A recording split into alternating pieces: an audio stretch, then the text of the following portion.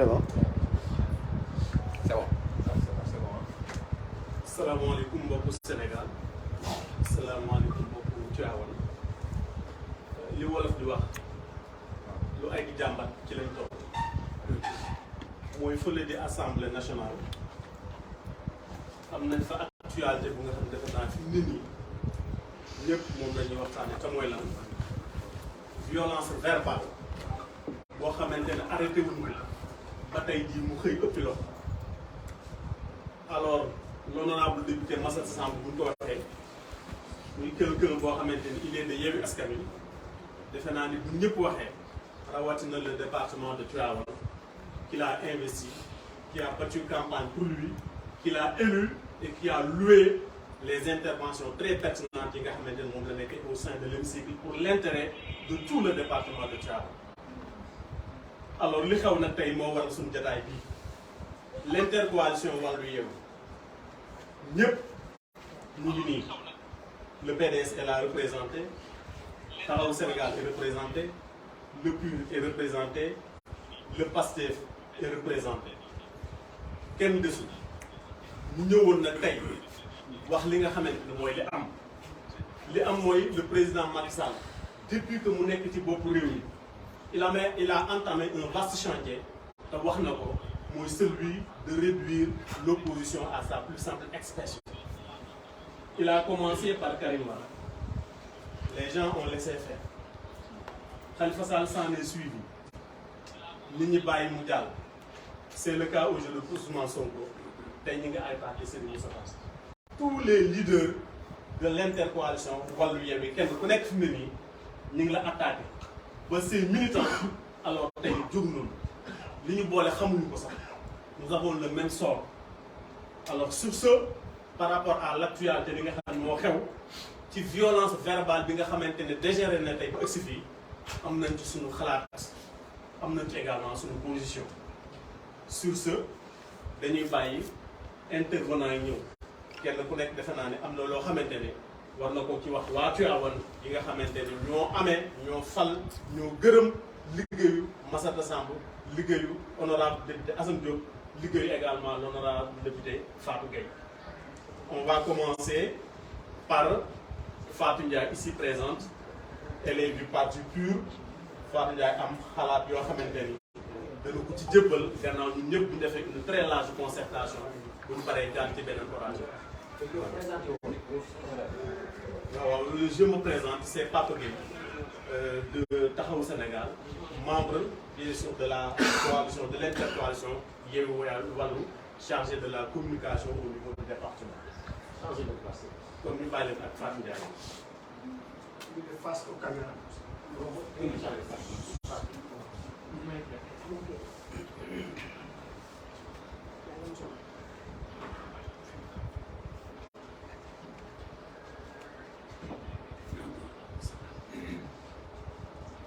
Présentation. Salaamaaleykum waa Sénégal yëpp salaamaaleykum képp koo xam si doomu Tivaouane la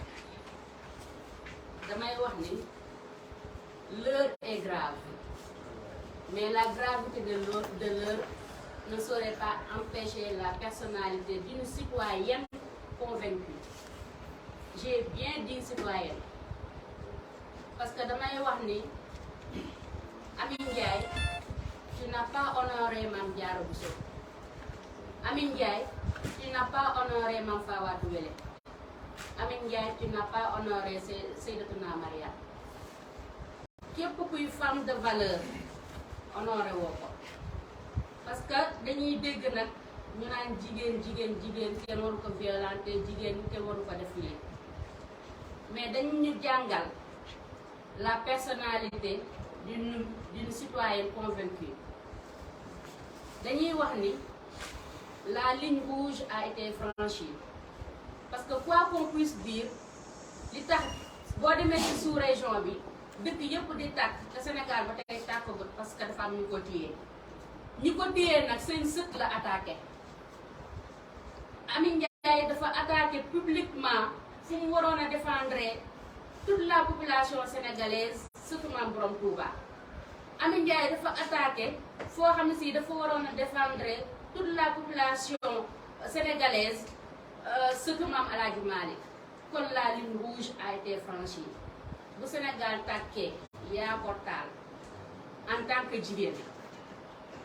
jigéen nag dañ ni moom mooy partenaire de Dieu jigéen dañ ni mooy compagnon de l'homme jigéen dañ ni mooy la mère de l'humanité kon je pense bien que assemblée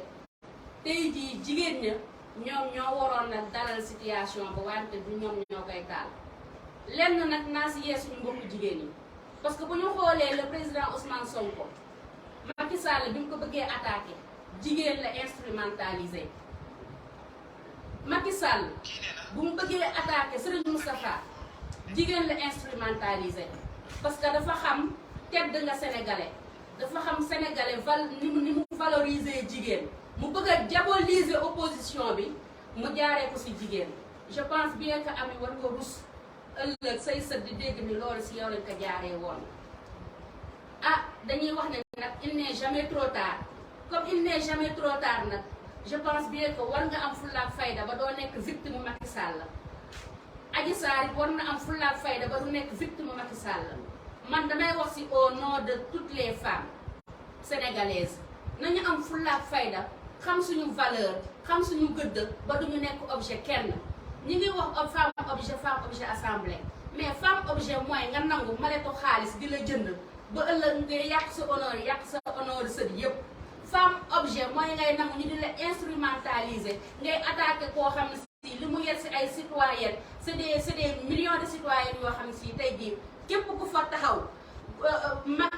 bépp mag boo xam ne si moom la Sénégal di sagoo ñi leen jur tey fierté nga si ñoom ñooñu la ñu soxla assemblée mais soxlawuñ benn député boo xam ne si danga fay nekk yaa ngi wax yaa ngi saaga yaa ngi wax lu taar réew ñoo ngi lay wax nag ni la bu dee maletu Macky Sall yi moo la jaral nga taxaw nga attaqué Serigne Moustapha ni au prix de ta vie ñu ngi lay waxal ni nag ñun avenir Sénégal Serigne Moustapha mi nga attaqué xeex dëgg xeex lépp loo xam ne si mooy àq ak yelleefu sénégalais yi ñun jaral nañu ñun tamit au prix de notre vie asalaamaaleykum.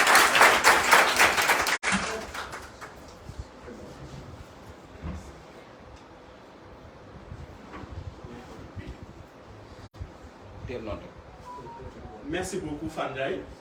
donc defe naa dañuy wéyal waxtaan bi rek ni mu ko waxee noonu la demee effectivement am na lu ñu séntu ci jigéen leneen loo xamante ni du lii taxawaayu jigéen defe naa ne jàmm la daan jur taxawaayu jigéen naataange la daan jur suñu penc waaye nag am na loo xamante ne bu amee dañ koo bayal muy lii nga xamante ni mooy le président même de l'institution il a trop laissé faire et loolu ça a commencé depuis même le jour de l'installation que sa njaboot quand il fait des dérives à vous le responsable de le rappeler à l'ordre loolu boo ko defoon ça aurait quelque part même tempéré certaines ardeurs ba lii duñ ci àgg kon lu xew rek am na lu nekk ci suuf loo xam ne defe naa dañ ko caa bàyyi ba nëgën sur ce dañuy continuer waxtaan comme ni ñu ko waxee woon léegi ñu bàyyi la parole au camarade Doudou Gueye Ndiaye représentant du Parti démocratique sénégalais Doudou Gueye.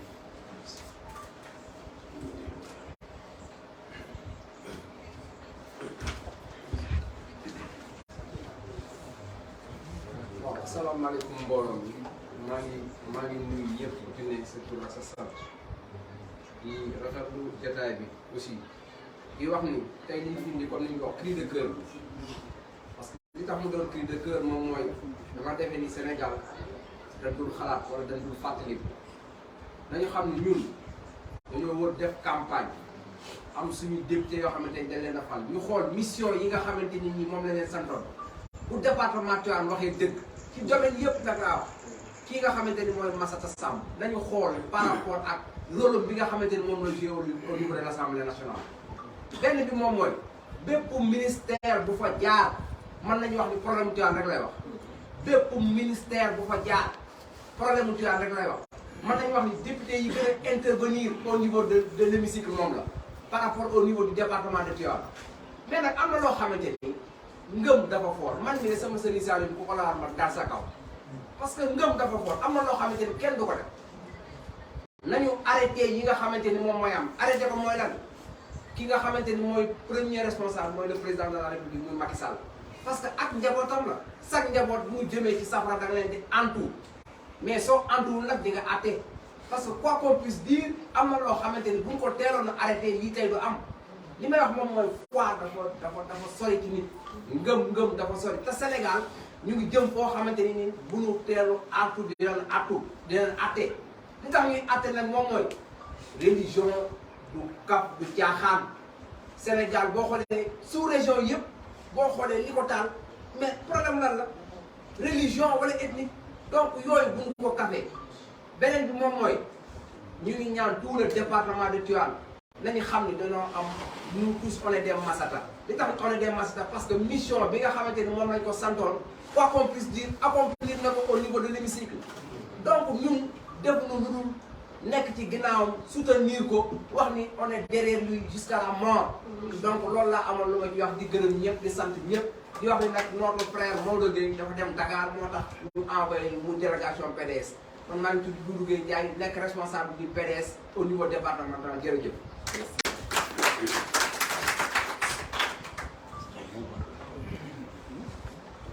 Merci beaucoup camarade Doudou. Donc la parole à une autre dame. Muy ku ñuy wax Ndiallo Ndiaye. Elle est du parti Pastef. Ndiallo ñu ngi lay déglu par rapport à la situation. nañu si digg bi nañu si digg bi nañu si digg bi nga jël place dama si digg bi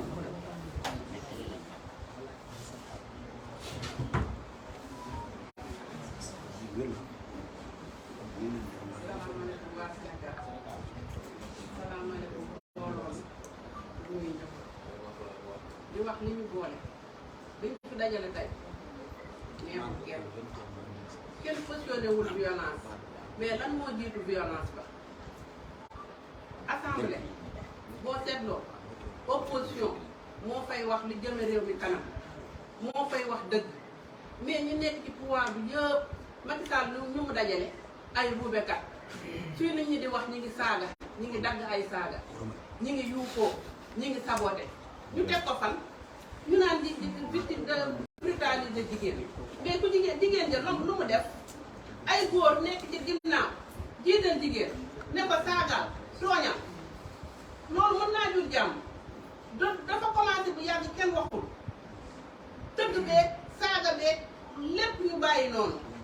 jigéen bu njëkk jigéen bu exemple mooy defar société jigéen mooy defar réew mais jigéen ñoo xam ne dañ leen a jël uniquement ndax seen insolence seen baadoola ak seen ñàkk yar lañ leen jiitale ci kanam soxlawuñu loolu assemblée masala nag kenn bu mu ne li mu def la jiitu la mu def la jiitu loolu la ñu war a wax sëriñu jàmbur waxuma la sëriñu waajuru jàmbur sax boo ko jàkkaarloo moom mu wax nga ne ko maa tey mu defante ko yow ban góor ngay jàkkaarloo mu wax ak yow nga ne ko maa tey mu bàyyi la ci masata bu si c'était à refaire dafay def parce que dañ koo tooñ gi dafay yàgg ñu muñ assemblée opposition doo nga fa liggéeyal askanam Macky Sall dajale ay sagari nit rek ñu nekk ci kaw nit ñi di tëb di bonne di saaga nit ñi dootuñu leen fi bàyyi assemblée bii day jub assemblée bi jub bi mu jub moo xam ne il est minoritaire moo tax bu bëgg koo saboté duñ ko ci bàyyi nag ñun li ñu war a faj dinañ ko faj de mais assemblée bii mooy dox day dox de parce que li mu bëgg duñ ko may victimiser bii pour yàqal waa opposition ma da duñ ko may dañ koy defanteeg moom ba mu àgg te loolu lay wër dinañu defar Sénégal ba mu jub poj commencement la de li ci kanam a def Massata heure bu jëlee parole Tivaouane la défendre Sénégal la défendre débordé wul saagawul waxul lu ñaaw amul benn député opposition bu jël parole di saaga wala di wax lu ñaaw ñoom ñëpp lu defar Sénégal la ñuy wax ku ci ne lu defar sa wax ngay wax ñële di saboté ñu bàyyi leen boobaa léegi ñuy def lu leen neex ñu bàyyi leen xoolal looloo arrêté looloo fiy dakk dinañu liggéey par force liggéey bi ñu leen di imposer dinañu liggéey par force man loolu laa amoon lu ma ciy wax.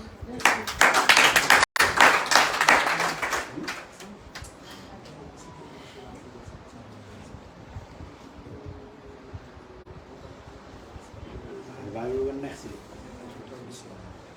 jërëjëf camarade Diallo fàttali rek ni waa Tivaouane c'est dans cette salle même où après les élections législatives on s'est tous réunis ici teg fi suñuy ndaw muy l'honorable député Massa Samb di l'honorable Assane Diop ak l'honorable Fatou Gueye wax ak ñoom waxtaan ak ñoom yab leen mu raw ni ni yabee seen parce que en réalité mission bi ñu leen chargé mu ëpp mission bi ñu chargé jigéen ñu sëy parce que à eux de représenter tout un département composé de 18 communes et pas n'importe lequel des départements, bien que je respecte tous les départements. Département de Tivaouane. Alors, tout que cela comporte. Kon loolu ñoom yàlla ngi def ñun jéppiwuñu leen tey jéppiwuñu leen ëllëg parce que lañ leen yaboon diggal leen ko te ñu gënoon ñu koo xam bañ fay dem ba nga gën ñu ngi honoré loolu. Kon tey jii Massata Samb ñu lay wax ni le comité électoral qui vous a élu et porté les Tivaouanois qui vous ont élu et porté tey jii ñu ngi exprimer seen entière satisfaction par rapport ak rôle bi nga xamante ne moom nga ko war a taxawee. dama ni Tivaouane jii mi ngi mel ni mi ngi soog a am député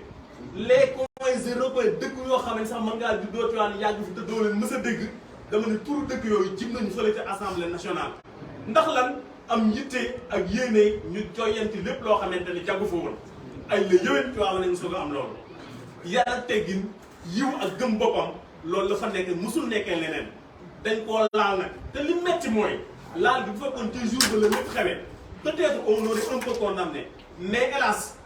ñaari fan tegu na ci lii xew di soog a xew te à un moment donné le président même du groupe parlementaire Benno Bokk Yaakaar a voulu s'excuser au nom de cette dame là mais en réalité moom tooñu waxul ki tooñ te wax moo waroon a jéglu mu récidiver te ni bu doon da koy defaat da koy dolliwaat taxaw dëgër ci loolu képp ku ko def képp ku ko taxawee c'est parce que dañ laa sas c'est parce que dañ laa yebal c'est parce que dañ laa yónni loolu nag mooy li nga xamante ni mooy la goutte qui a fait déborder le vase na Sénégalais yi waxante dëgg les yeux dans les yeux lu xew dafa am lu ko xewal lu yëngu dafa am lu ko yëngal li yëngal réew mi ba dara indi réew mi ci toogu doona nag il faut que ensemble ñu jéem a fexe nañ ko arrêté képp koo xamante ni boo waxee ñu dégg la lillaay wala rasuuli ñoo ngi lay ñaan suñu Sénégal gi lañ am te suñuy doom suñu sët bëggu ñu leen a doon na la réew mu bon lii baaxu réew nag ci jikko yi la lii baaxu réew ci jàppalante bi la ci jubóo gi la kon am na lu kenn warut a laal Ami Ndiaye laal na laalaake moo war li lépp je m'en vais donc passer la parole au camarade de Gorgui Dia du PUR ici présent. Gorgui, vous avez la parole.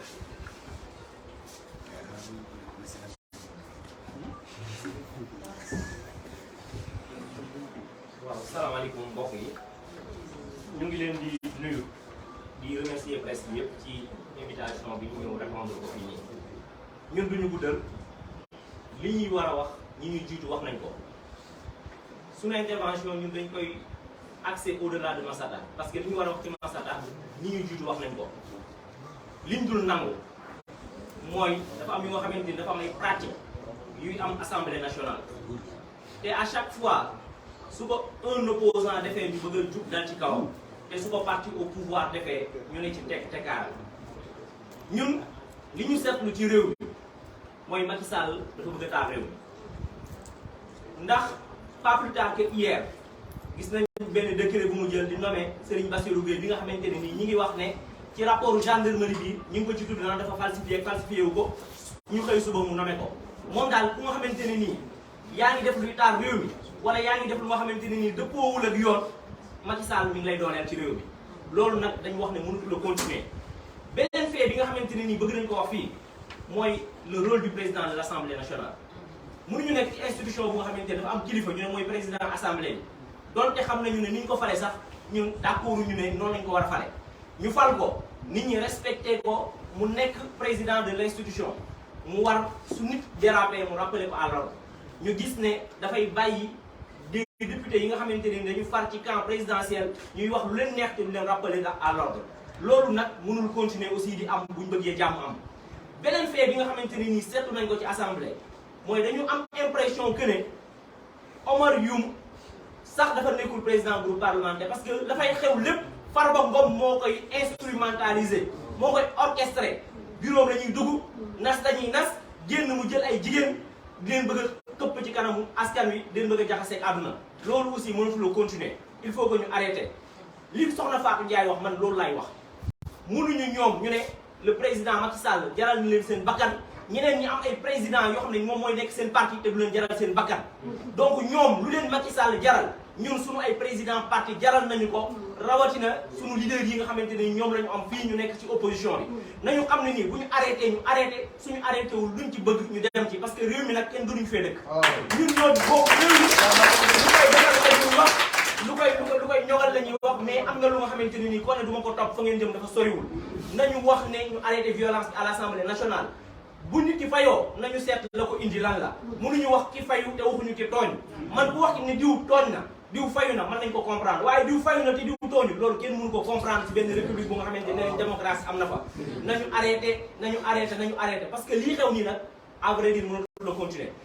dama gi wax benn wax comme fii attaque bi ci Serigne Moustapha la porté peut-être moo waral tey conférence de presse bi man de ba ma juddoo léegi mosu ba maa gis ko attaqué Serigne Moustapha am ci ndam donc nag nañu xam ne nii laal nañu laalaake te bu ko Massata deful woon itam keneen dana ko def te bu ko Massata deful keneen dina ko def te bu ñu defaatee leneen ñeneen dañu defaat leneen salaamaaleykum wa rahmatullah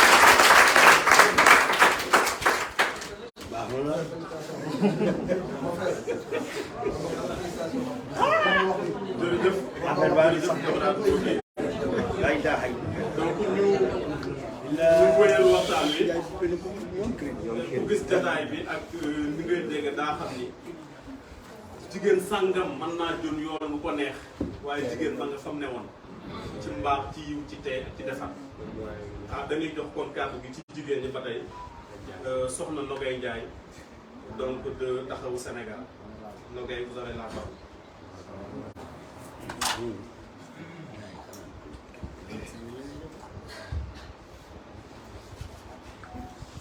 asalaamaaleykum maa ngi nuyu kilifa jotaay bi yëpp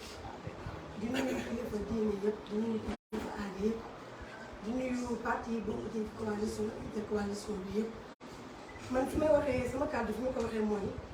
ci nguuru Macky Sall le Sénégal di gis laa gis Sénégal lu mu mës a gis man ba ma juddoo ba tey ci nguuru Macky Sall laa gis ñuy rey ay nit ci dara du ci dikk ci nguuru Macky Sall laa gis biir Assemblée nationale député taxaw ministre de la justice toog ministre de l'intérieur toog mun ko bul yem ci lacrymogène utal say ay buur yu bëri utal sa ay chaînes yu bëri opposant bu fi nekk di la takkal ba mu dëgër nga sànni ci géej loolu lu ma signifié mooy ñaari gendarme yi dee barki dem bu Ndiaye loolu ñëpp dañ ci dute yàlla rek moo xam nag beneen bi mooy Khalifa Ababacar Sall la njëkk a denc nit ñi jéem ko fàttelu te kenn fàttewu ko ñu pare mu utiliser jigéen pour atteindre Ousmane Sonko ñu pare mu utiliser waat jigéen pour atteindre Serigne Moustapha te yamul foofu de su paree keneen lay xool ñun jigéen ñi nag dañoo war a am fulla dañoo war a am fayda man considéré ma góor buy dóor jigéen mais foi kenn du ko laal gis nga ngëm-ngëmu doomu aadama ku ko laal ku réagir du ko tay gis nga mag kii Massata man je l'encourage et si c'était à refaire il refera la même chose parce que nit kese la gis nga nit mënul passé nit Massata c'est un être humain am lu mu gëm am xol am lu muy yëg ñu laal si Moustapha Sy te Massata fa mu taxaw ginnaaw yàlla sëñ Moustapha Sy moo ko fa teg ndax moo ko tànn kon bu Amy Ndiaye taxawee ni ko Macky Sall suñu bakkan bii lañ teg ci moom Massata am na droit tamit ni ko sëñ Moustapha sama bakkan laa ci teg ndax Macky président de la République de tout le temps day jeexal mais sëñ Moustapha il est là avec ses talibés jusqu'à la mort donc ñoom lu leen Macky jaral sëñ Moustapha da leen koy jaral lu leen Macky jaral ñun leader yi nekk ci intercoalition bi lépp ku ci Macky laal ñi taxawee tey noonu la ñuy taxawee sëñ Moustapha nag dafa nekk un citoyen mais citoyen plus loolu moo ko utale ak Ousmane Sonko loolu ko moo ko utale ak Khalifa Ababacar Sall ñun jigéen ñu war am fulla waruñu nekk escalier des politiciens waruñu ñun ñu utiliser Adji Sarr pour Ousmane Sonko ba ko ñu utiliser Amy Ndiaye mais Amy Ndiaye du débat xam nga lan mooy débat bi lii ça ne passera pas Assemblée nationale les violences verbaux moo gën a bëri violence bi nga xamante moom la ma set def depuis ñu installé assemblée nationale ba léegi benn femme taxaw ne Abass bu ñëwee ma defal la bagage en tant que femme jàkkaarloo góor yaa bu bàyyi jabaram te këram ak ay doomam ngeen ko ñëw ma defal la bagage ndax quel pays nous sommes yow góor boo jàkkaarloo ko ko kaay defal la bagage c'est parce que dañ laa déy dañ laa ngemb Farba mi ngi wax démb dama si fa jàkkaarloo Omar Sy mi nga xam ne mi ngi woon assemblée nee na c'est la première fois ba législature yi commencé ba léegi Farba nekk député présence su Farba daf ko jaaxal au niveau de l'Assemblée nationale parce que Farba bi passé daawul ñëw mais bii il est toujours là-bas et à côté de Amy Ndiaye kon loolu lan lay signifier Amy Ndiaye nag da nga ko dégg mais dina xam de quel bois ñu sauve bii duñ ko bàyyi loolu. je vous remercie.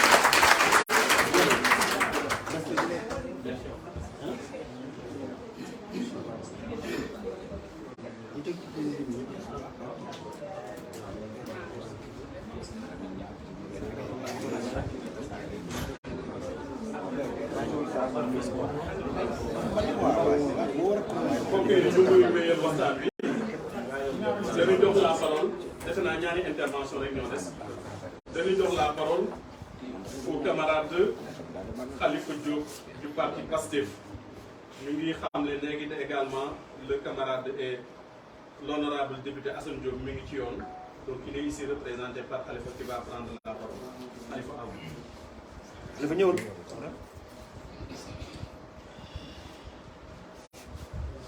merci comme ni mu ko waxee rek ñu ngi lay jaajëfal le frère Assane Diop honorable député moo waroon a ñëw dernièrement mu am empêchement mu woo ma téléphone ni ma booy boo nga teewal ma fa rek ñoo ngi nuyu ñëpp xam naa daanaka dama doon excusé wu rek parce que préparé wu ma trop pour jël Farba mais li ñu constaté actuellement li am Sénégal moom mooy Macky Sall volonté boobu mu waxoon ni je vais réduire l'opposition à sa plus simple expression man je pense que ci la nekk ca boo xoolee loolu noonu da ko échoué na léegi lan moo ko desee mooy politique di kaw rek moo ci des comme ni ngeen waxee jot na Khalifa Sall jot na Karim jot na Sonko tey nag comme sëñ Moustapha ak njabootam dañoo doon ñu organiser amul fenn fu mu leen pénétrer tey peut-être mu instrument ñoom ak Farba Ngom gis nga ko ñu instrumentaliser benn jigéen pour man koo jot mais kon gars yi ñu serein rek xam ni loolu du mus a nekk ca ñu wax ci réew mi tey jii da ngay triste parce que man bu ma gisee yenn intervention yi surtout ci féministes yi mais Mariama Sagna fii dañ ko assassiné mais Mame Diarra Fam juuruñu ko comme assemblée ñëpp di gis ñaati yoon ngay dégg ay jigéen ñu violé ay et cetera te ñoom doo leen dégg ñu wax mais tey jii li lay wan ni ñu c'est-à-dire Amy Ndiaye prétexte la pour ñu mën a dugg ci Yewwi Askan Wi pour ñu mën a àgg ci sëñ te du mën a nekk moom mooy xoolal tey jii ñan ñoo ciy wax mel ni tey jii elle est la seule fille au Sénégal boo xam te dañ ko war a elle est victime si elle est victime parce que ñoom ñoo ko jël instrumentaliser ko pour mu attaquer kilifa bët ki dem na wax ne la foi elle est sensible dañuy moytu foi di laal foi doomu jàmbur kon nag fi ñuy jeexale rek parce que préparé wuñ ko wax moom mooy comme leader yi Yewwi Askan Wi yëpp a ngi toog parti yëpp a ngi toog na leen gën a mobiliser wu parce que kii combat bi nga xamante ni da ko commencé ak ñun gis naa ni jaral na ko lu ne moom Macky Sall mais ñu tamit nañu jaral lu ne parce que tey jii Massata bu ñu ko seetaanee parce que dégg nga tàppale yi ñu commencé ku am 50 ans ñu naan ñu dafa ëmb ji kat kii nii ëmb na 9 mois ba ci yàgg ñu retourné waat ni ëmb na 3 mois mais xoolal li ñoom sax dañuy jaxasoo ci seen biir kon nag moo lay wane ñoom ñu ngi préparé leneen mais du préparé rek ñoom nañu ca fekk kon daal ñun ñu ngi appelé képp koo xamante ni sympathisant yi waxuma partisan yi mais sympathisant yi ak militants yi ñun ñëpp ñu ngi leen di woo ak à ce que ñu gën a boole suñu doole parce que ki ñuy xeexal moom jaral na ko lu ne ñun tamit dinañu jaral leneen te lu ne ñu ngi sant ñëpp di gërëm ñëpp.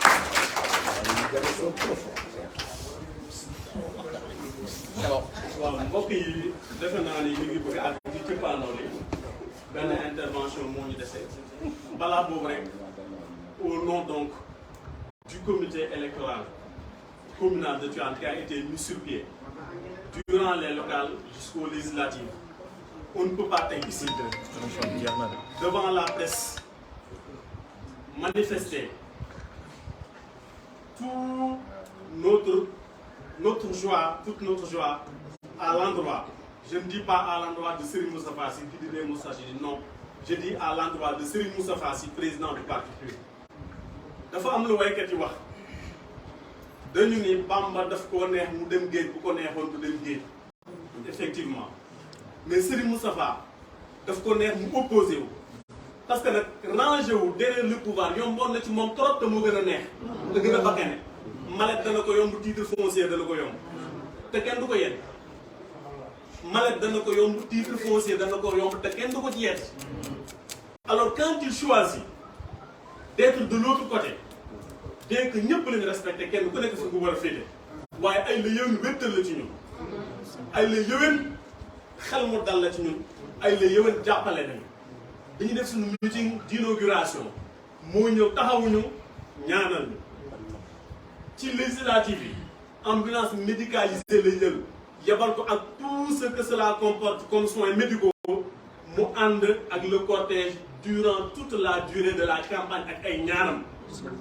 ku toll noonu nag buñ ko attaqué je dis que ay taalibeem bu ñu réagir c'est très normal ay la yëwen ki nga xamante ni moo waroon a dox tànk yu rafet ba duñu egsi fii moo gëmmu loolu nag moo indi li xew mënoon naa bañ a xew ndax li xew waxuñu ci waaye li ko indi li ko sabab ñun ci la ñuy wax mais daal ñun nous sommes fiers du compagnonnage bi nga xam ne am nañ ko ak Serigne Moustapha Sy fii ci Tivaouane dans le cadre politique mënoon na ko cee bañ fekk bu ko defee dinañ ko wax dinañ ko sant dinañ ko gërëm. Nous allons donc sans plus tarder aborder la dernière partie, celle française, et comme on vient de le dire, en tout cas toute la coalition, l'intercoalition, j'allais dire même Yewwi Wallu, est aujourd'hui vraiment très meurtrie par ce qui s'est passé au sein de l'hémicycle. Nous avons assisté, malgré nous, à l'élection d'un président qui n'a pas su jouer son rôle, qui n'a pas su prendre les devants au moment où il le fallait. S'il l'avait fait, un temps soit peu de calme allait régner au sein de l'hémicycle. Il a laissé les chiens aboyer jusqu'à ce que toute la population se soit réveillée. Alors ça, nous déplorons cette attitude avec la dernière énergie. Nous l'avons dit à l'entente de nos propos. Le président Macky Sall s'est engagé dans un vaste, périlleux et malchavé chantier qui est celui de réduire l'opposition à sa plus simple expression. Il a commencé par le président Karim Wade. En l'emprisonnant, ça a fait mal à plus d'un, mais on s'était dit que vraiment, ça n'allait plus reprendre. Il a enchaîné avec Khalifa Ababacar Sall. Il a enchaîné avec le président Ousmane Sonko. Et aujourd'hui, ne pouvant pas atteindre Serigne Moustapha Sy, on a instrumentalisé une malheureuse dame. Et on lui a dicté un texte qu'elle a récité. Un texte qu'elle n'a jamais voulu s'excuser. Et devant tout le monde, elle a récidivé. Et elle a réitéré ses propos en disant que s'il fallait le faire, elle va encore refaire la même chose. Ceci, en tout cas, a été au début de cet incendie-là aujourd'hui qu'embrase le pays. Alors nous disons non. Nous disons non. L'opposition et le pouvoir doivent faire avec pour le charme d'une démocratie. La démocratie, c'est l'arme.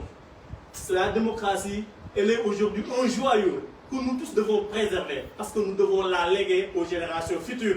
et à celles-là d'en bénéficier un jour pour bâtir un pays solide, pour bâtir un pays prospère.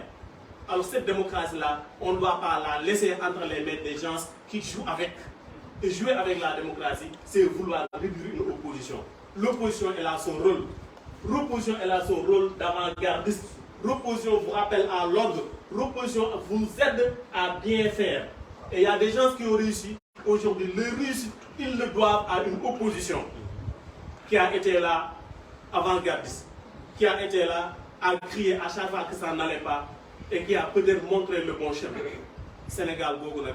je crois que nous devons ensemble, chacun en ce qui le concerne, essayer de mettre la pierre pour que ce soit édifié un pays,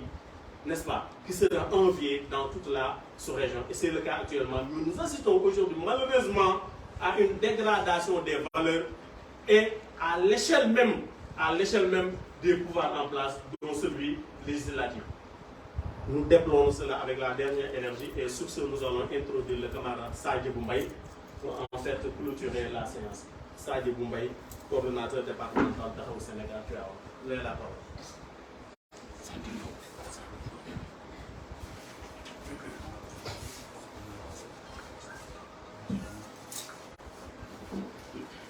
Comme le veut la tradition dans son point de presse, quand on termine souvent, on peut livrer donc un communiqué en français pour permettre aux autres qui ne comprennent pas l'une des langues nationales qui est le Wolof de pouvoir saisir donc le message. Et je pense que Pape Gueye vient donc de faire une esquisse de cela. Et ce qui suit n'est que ramasser donc une synthèse de tout ce qui a été dit donc en Wolof. L'intercoalition Yewwi Wallu de Tivaouane manifeste sa solidarité sans faille et soutient avec toute l'énergie requise à l'honorable député Massata Samb. L'épisode de cette semaine à l'Assemblée est un chapitre de cette longue série d'intimidations, de sarcasme des députés de Benno Bokk Yakaar. En sus de l'arrestation de Pape Alé Niang, l'audition de Ousmane Sonko, l'arrestation des gardes du corps, la surveillance quotidienne du leader du PASTEF par les éléments de la police et de la gendarmerie nationale à l'occasion de son émeute-tour, le verdict de l'appel de Barthélémy Diaz, l'introduction de la gendarmerie nationale à l'Assemblée nationale pour imposer, forcer un président fantoche, autant de dérives notées du côté du pouvoir pour intimider une opposition responsable et consciente sont des éléments qui prouvent à suffisance les exactions du pouvoir en place qui a réuni tous les ingrédients pour installer une dictature ad libitum. Mais cette volonté de réduire l'opposition à sa plus simple expression ne prospérera guère. En carence d'arguments, les députés de la coalition Benno Bokk Yakaar se lancent sans vergogne dans une campagne de diabolisation et de stigmatisation de l'opposition pour empêcher aux députés des autres coalitions à faire briller la vérité. Ainsi, leur maître mot ou mot d'ordre chez chahuter, saboter, invectiver, faire l'apologie de Macky. Depuis la semaine dernière, avec le passage du ministre de l'Intérieur, invectives répétées à outrance, très peu de gens en ont parlé parce que ça venait du côté du pouvoir. L'adage dit la parole entraîne, l'exemple enseigne. Amin Ndiaye a reçu une leçon devant le mutisme et l'inaction du président de l'Assemblée, chargé de faire la police durant les plénières face aux attaques frontales des députés de Benno Bokk Yakaar. Nous, leaders de la coalition Yewwi Askan Wi du département, dénonçons cet acharnement, cette cabale et conspiration, ce complot ourdi de toutes pièces contre l'opposition avec une mise en scène flagrante et délibérée. Cela ne fait que maintenir la violence sur toutes ses formes. Et la violence appelle la violence. Massata est un député élu par le département. Il est la voix du département de Tivaouane. Il est la voix des sans-voix. Jeune, dynamique, pétri de talent et engagé aux prises de parole objectives et pertinentes touchant tous les secteurs de la vie des Tivaouanois. De tous bords, sans distinction aucune. Ce digne fils de Tivaouane ne sera pas sacrifié par les soubresauts et vacarmes de politiciens qui sont au crépuscule de leur règne. On fait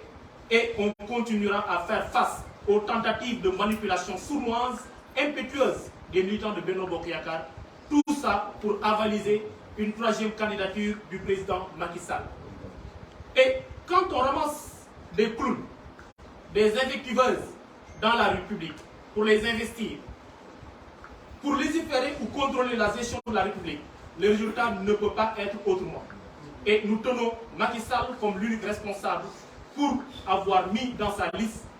des gens d'une rare indiscipline. Un mensonge peut faire le tour de la terre,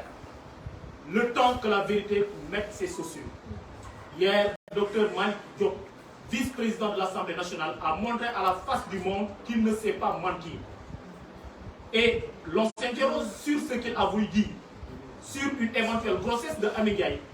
Ils sont prompts au montage de dossiers, mais les impertinences sont manifestes. Amy Ndiaye est enceinte de 9 mois,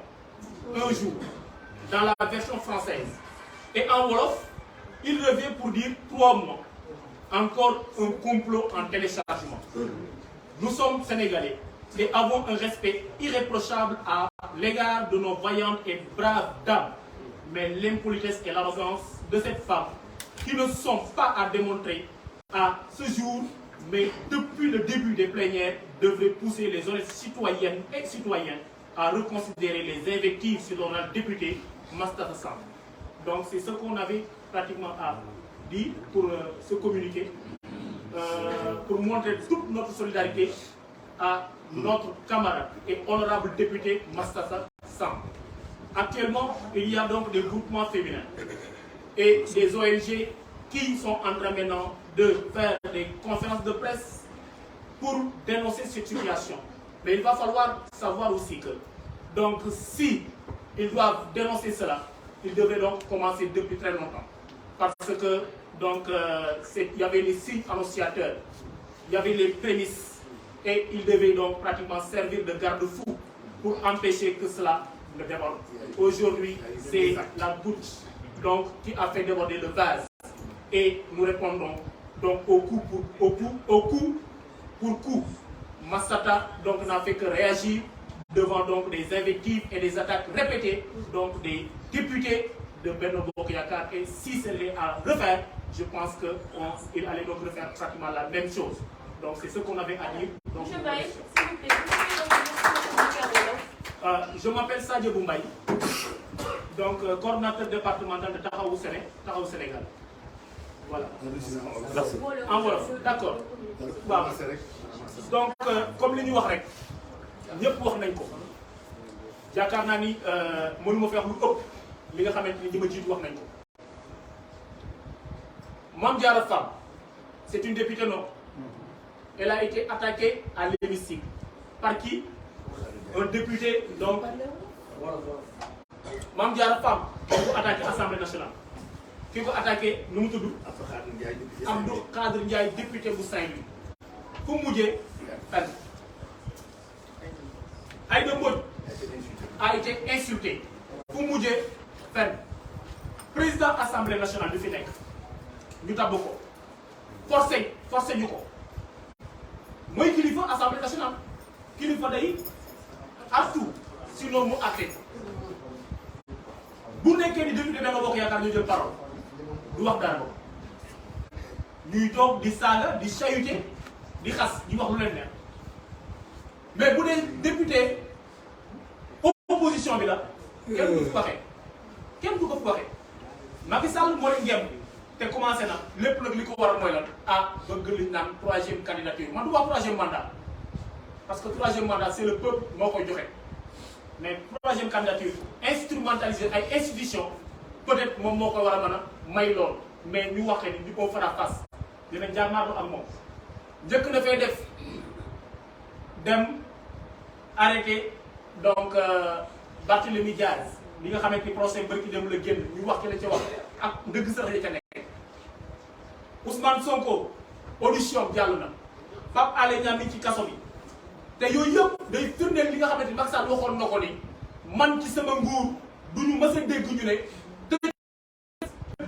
yor ay dossiers yoo xamante ni sénégalais yi nag laay waxal kilifa diine lañ attaqué mais may waxal kilifa diine yi aussi bari ki dem mi leen woo naan ndey xuma lan daara yi am na lu mu nar donc kilifa diine yi je pense que ni Sénégal moom mooy ñor te li ñu war a def mooy lan cub parce que Macky Sall day dem ñi fi nekkoon président yëpp tey dëkkuñu Sénégal ñu ci bari génn nañ nga dëkk à l'étranger seen i passeport la yor nañ avion boo xam ne saa bu ñu leen di jug avion bi jug ñun ñoo fi dëkk bu dëkk bi tàkkee ñun la tàkkal ñun ñoo ci sonn suñuy njaboot ñoo fi nekk kilifa diine seen njaboot ñoom ñoo fi nekk te nag dañuy wax ñaari pouvoir moo am le pouvoir temporel moom moo nekk fee Macky Sall toog tey suba dafay jógee keneen mooy ñëw mais dafa am loo xamante ni tey ba tey ji dañuy wax maam Borom Touba tey ba tey dañuy wax maam El Hadji Malick tey ba tey dañuy wax maam Bou Kounta dañuy wax comment dirais-je encore maam Limamou Laye ñun ay kilifa diine yu baax yu fi nekk ñooñu ba tey seen way fayu te du mas a fay Serigne Moustapha li muy def nii askan wi la koy defaral yaakaar naa ni yar na njabootam yar boo xamante ni kañuy ñu sax di def lenn te loolu yàgg na su nekkoon ni mën nañ ko ñu ko fexe fexe nañ ko bu yàgg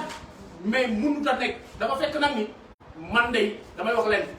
liñ naan sama kilifa nit ku amul kilifa bant sëñ am wax naan kilifa day ko am même ku amul kilifa sax wutal bant mu doon sa kilifa kon lu am njariñ la waxatu balaa nga toog frontalement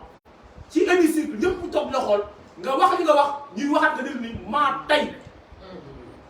lu ci tegu mbéj moo ciy tegu te mbéj ma dalul sax mbéj ma dalul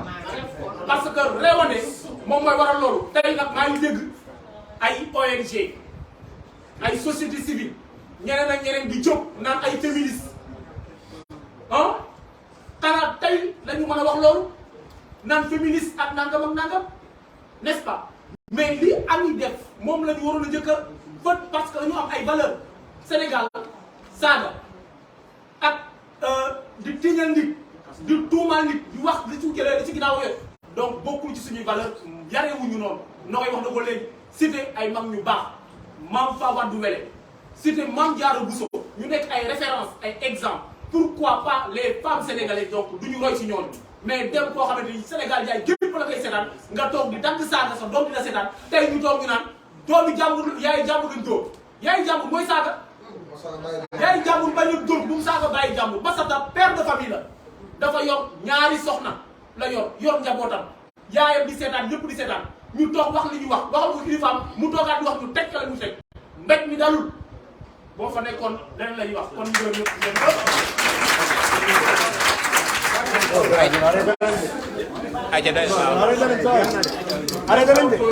Aïcha groupe Lamel Eco TV jaa ngeen jëf Kassim Samb jaa ngeen jëf. balaa ñu yëg dañuy gërëm ñëpp ci seen teewaay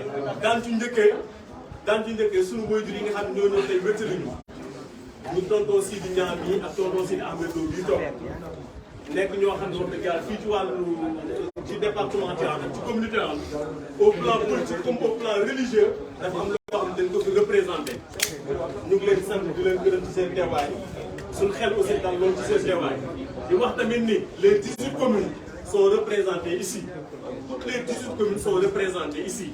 ñu ngi jot am ay yóbbante léegi ay jeunes yoo xamante ne ils ne sont ni du PUR ni du Pastef ni du Taxawu Sénégal ils n'appartiennent à aucune formation politique mais c'est des Tivaouanois yoo xamante ni dañoo bëgg Tivaouane ñor leen ñuy suivre assemblée Massata Samb ci mbirum Jakarta yi ci mbirum hôpital bi ci mbirum tali yi ci mbirum assainissement bi amul lenn loo xamante ne Massata bàyyi na ko benn yoon loo xamante ne luñ war a joyante le fii Tivaouane tuddati ko avec tout le temps qui sied ñooñu nag ñoom ñëpp